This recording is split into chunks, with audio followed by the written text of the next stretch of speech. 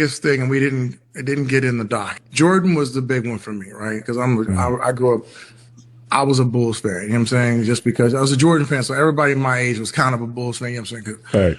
But like when I got to interview him, I kind of fanned out. I was not kind of, I fanned out. You know what I'm saying? Like I ran downstairs and got some Jordans because I didn't have one. They were like, you need to have Jordan. Like in talking to him, he said something that didn't make the doc. He said in his mind, if he were to look like how he sort of sees the NBA, like if there was a trinity, it would be Jerry, him, and Kobe.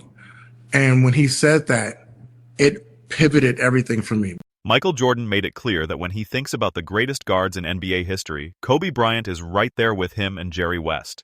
That says a lot by itself. When the greatest player ever speaks on basketball, people listen in a different way. Jordan is not the kind of person who throws out praise for no reason. He knows what greatness looks like because he lived it. He knows what pressure feels like because he carried it. He knows what it takes to win at the highest level because he did it over and over again. So when he puts Kobe Bryant in that top group of guards, that is not small praise. That is one legend looking at another legend and saying, I know exactly what kind of player this was. I know what made him special. I know why he belongs near the very top. What makes this even more powerful is that Jordan did not just name Kobe in some random way. The way it was described, Jordan saw a trinity of guards in NBA history, and that group was Jerry West, Michael Jordan, and Kobe Bryant. That is serious respect. That means Jordan was not just saying Kobe was great. He was saying Kobe belongs in a very rare class. He was saying Kobe had the same kind of fire, the same kind of cold-blooded mindset, and the same kind of deep love for winning that defines the very best. When you hear that, it tells you this is bigger than stats. This is bigger than just points per game or rings or highlights. This is about how a player carried himself, how he approached the game, and how he responded when the pressure was at its highest. And honestly, this should not shock anyone who really watched Kobe Bryant play. Kobe has always been seen by many people as the second greatest shooting guard ever, right behind Michael Jordan. That is not some wild take. That is one of the most common views in basketball. The reason for that is simple. Kobe had the full package. He could score at every level, he could hit tough shots, he could carry an offense, he could lock in on defense. He could play through pain. He could rise in big moments. And above all else, he wanted to win more than almost anything. That last part matters more than people think. A lot of players want to play well. A lot of players want numbers. A lot of players want respect. But Kobe wanted to win with a level of focus that felt personal every single night.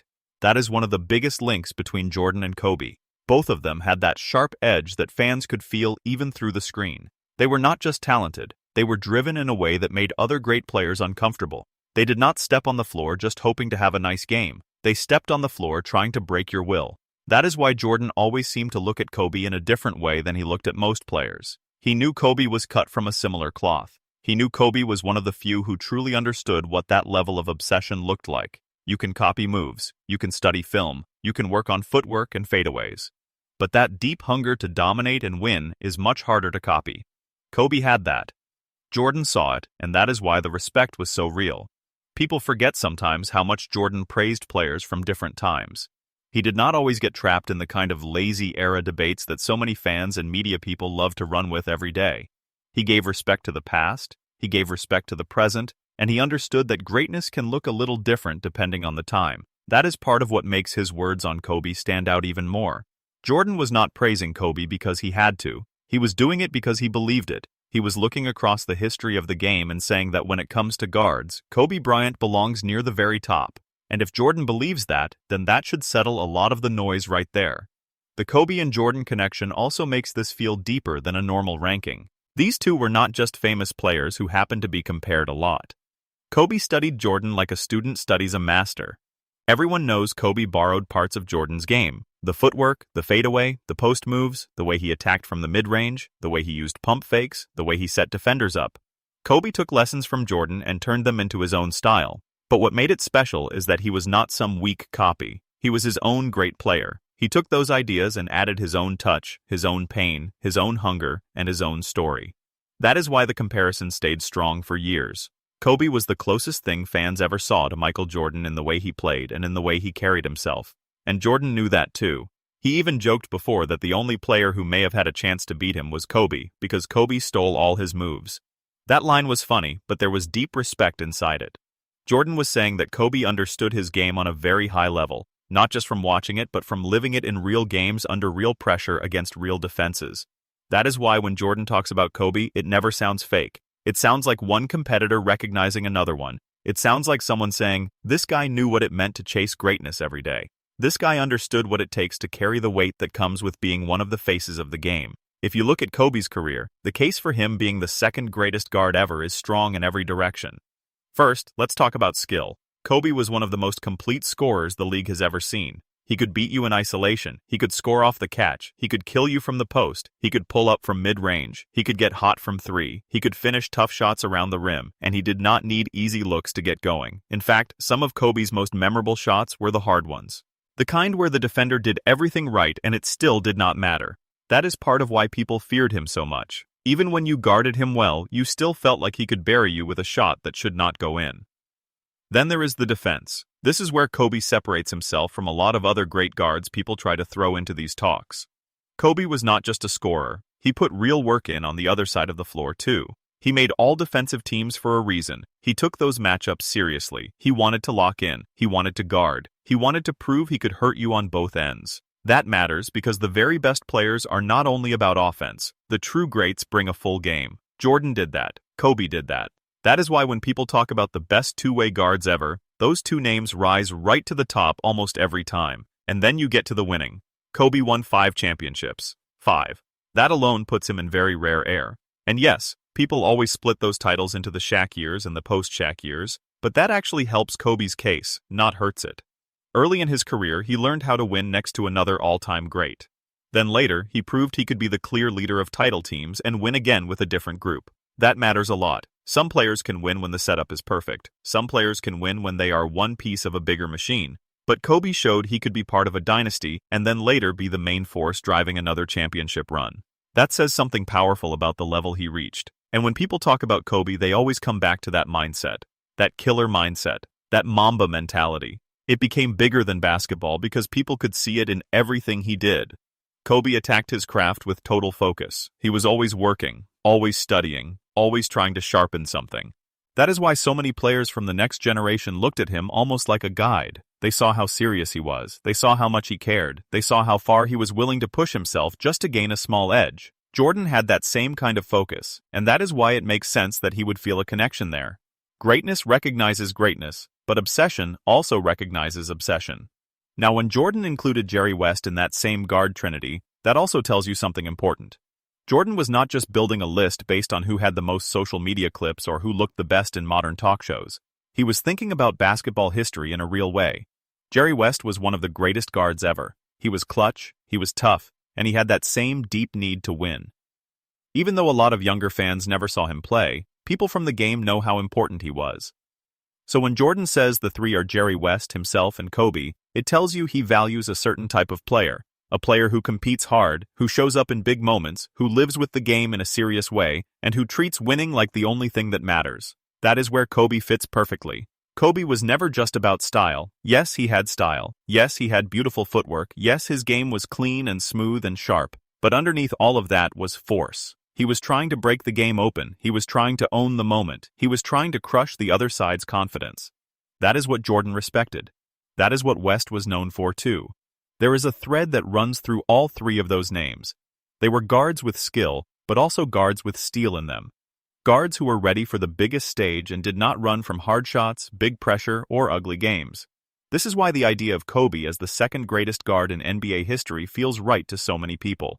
If Jordan is first, then who really has a stronger case than Kobe for that second spot? Some people may try to throw in other names, but when you really break it down, Kobe's case is hard to beat. He has the titles, the scoring, the defense, the long run of greatness, the big moments, the respect from peers, and now this direct praise from Michael Jordan himself. That is not easy to top. There have been many great guards in this league. There have been guards with huge numbers, guards with amazing skills, guards with unforgettable careers. But Kobe checks too many boxes at too high a level for most of those other names to truly pass him. That is why a lot of debate really starts after the top two. Jordan and Kobe feel locked in for many fans. Then the real talk becomes who gets the next spot. Is it Jerry West? Is it Dwyane Wade? Some people try to bring up James Harden, but that is where many fans push back hard. Harden was a great scorer, yes. He put up huge numbers, yes. But a lot of people do not feel his full career stacks up with Kobe or Wade when it comes to two-way play, playoff moments, and the kind of impact that leads to titles. Dwyane Wade gets a lot of love in these talks because he was special. He won big, he showed up in the playoffs, and at his best, he was one of the strongest guards in the game. Jerry West gets love because of his place in history and because people who know basketball understand how great he really was. But even with that debate around the third spot, Kobe's spot at number 2 feels strong.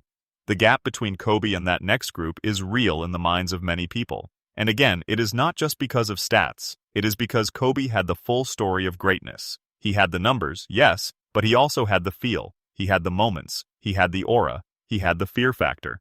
Opposing teams knew when Kobe was on the floor, the pressure was real. Fans knew when Kobe had the ball late, anything could happen. Teammates knew that if the game was tight, Kobe wanted that moment. That matters in basketball history. Greatness is not just what is written on a page, it is also what people felt when the player stepped into the building. And Jordan's respect for Kobe became even more meaningful after Kobe passed away. People saw just how deep that bond was. During Kobe's memorial, Jordan was emotional in a way that many people had never seen before. It reminded everyone that this was not some surface-level basketball friendship. There was real love there, real connection, real respect. Jordan did not just admire Kobe's game. He admired his heart, his drive, and his love for the craft. That made the praise feel even heavier.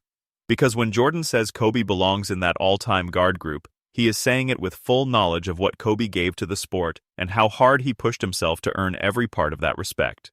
Kobe also has a strong case because of how long he stayed near the top. This was not some quick peak. This was not a short run. Kobe gave the league year after year of elite play. He led a decade in scoring. He spent years carrying huge pressure in one of the biggest sports markets in the world. Playing for the Lakers is not easy. Being the star of the Lakers is even harder. The spotlight is bigger. The noise is louder. The expectations are sky high every single season. Kobe lived in that heat and still became one of the biggest names the game has ever seen. That matters a lot when you rank players. It is one thing to shine for a while. It is another thing to live at that level for years with the whole world watching you every night. And what made Kobe special was that he did not seem scared of that pressure. In many ways, he wanted it. He wanted the hard shot. He wanted the big game. He wanted the final minutes. He wanted the matchup against the best player on the other side. That confidence, that hunger, that love for the battle itself is part of what made him so easy to place high in history. Jordan had that. West had that. It is no accident that Jordan grouped those names together. He was not just naming talent, he was naming temperament, he was naming mentality, he was naming a type of guard that does not blink when the lights get bright.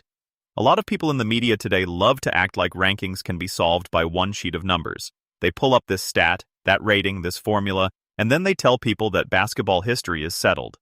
But the game is not that simple. Numbers matter, of course. They are part of the story. But they are not the whole story. Jordan clearly was not using some cold formula when he gave that view of guards. He was thinking about the soul of the game. He was thinking about what these players meant on the floor. He was thinking about how they carried winning, how they handled pressure, how they performed in the biggest spots, and how deeply they were tied to the spirit of competition. When you look at it that way, Kobe's place near the top makes complete sense. This is also why Kobe remains so respected by players. Younger stars, older stars, role players, all kinds of guys have spoken about Kobe's work and his impact. They may not all rank him in the same exact spot, but the respect is almost always there. Players know what it means to be that skilled, that tough, that locked in, and that willing to keep going through pain. They know how hard it is to score the way he scored while also taking on the pressure he took on. They know how hard it is to be the main focus of the defense night after night and still keep producing.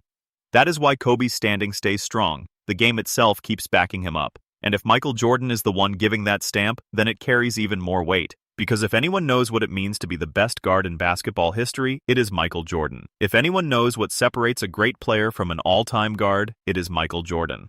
If anyone knows what kind of mindset belongs in that top class, it is Michael Jordan. So when he says his guard trinity is Jerry West himself and Kobe Bryant, he is not just making small talk. He is giving a real view into how one of the sharpest competitors ever sees the history of the game.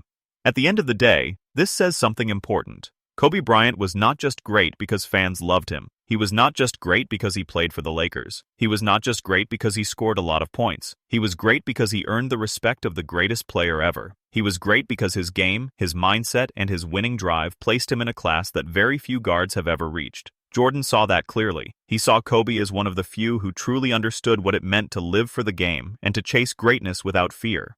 So when people hear that Michael Jordan sees Kobe Bryant as part of the top group of guards ever, it should not start a fight. It should end one. Kobe Bryant is the second greatest guard in NBA history in the eyes of many fans, in the eyes of many players, and now clearly in the eyes of Michael Jordan as well. That is not hype. That is not noise. That is respect from the highest level possible. And when you look at Kobe's full career, his skill, his defense, his rings, his big moments, and his unmatched hunger to win, it is hard to say he does not deserve that place. Kobe earned that spot through years of work, years of pressure, years of sacrifice, and years of showing the world that he was built for the hardest moments. Jordan knew it, the game knows it, and that is why Kobe Bryant's place in basketball history remains so strong. Right behind Michael Jordan, where only a very few could ever dream of standing, Kobe Bryant belongs in that second spot among the greatest guards the NBA has ever seen.